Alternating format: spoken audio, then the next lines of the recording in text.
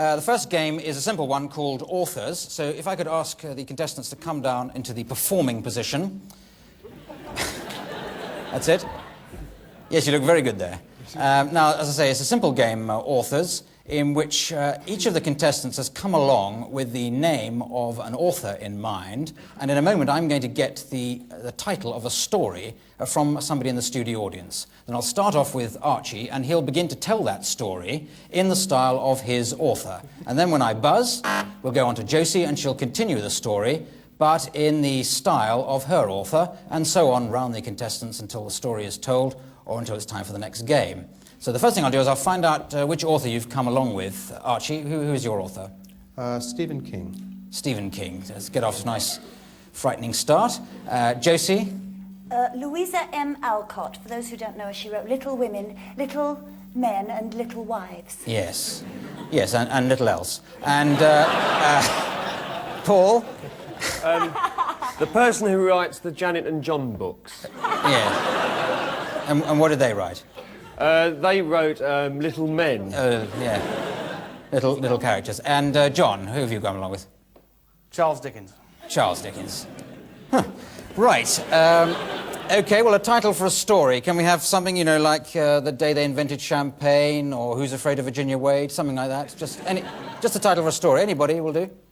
Through the Garden Gate. Through the Garden Gate. Excellent. Thank you, sir. Now, well, starting off then, Archie, with you, in the style of Stephen King, Through the Garden Gate. Through the garden gates he came, again that summer. Until this point, he'd had no bouts with the dizziness. He remembered only vaguely the smell of burning rubber. Yes, that was all behind him. As he got to the cottage door, he thought to himself, I wonder if the ladies are at home. He rang the bell, and out gaily tripped Joanne. Joanne said, "Come in, and I'll fix you a meal." As they went into the living room, all the girls were sitting round, gaily embroidering different things onto different pieces of material. "Hi," they said. "Are you still getting those dizzy spells?" "Well, we'll have to do something." We'll have to do something about that, said Jack. John.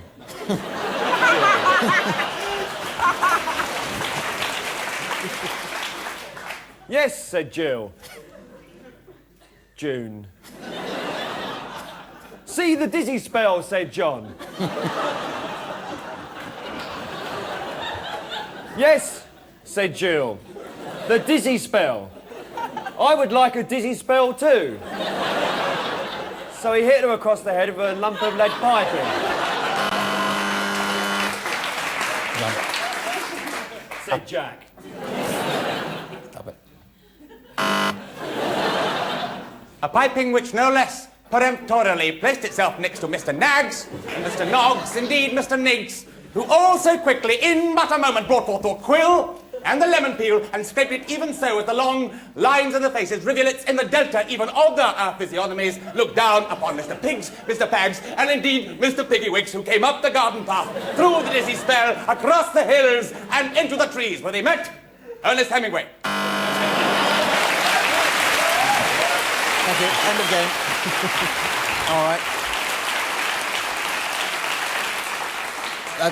That's very good. I have to award points for these games, and I've awarded 10 points each to Josie, Paul and John, and I think 20 to Archie, because I think he did mention going through a garden wall at one point, which is more than everybody else did.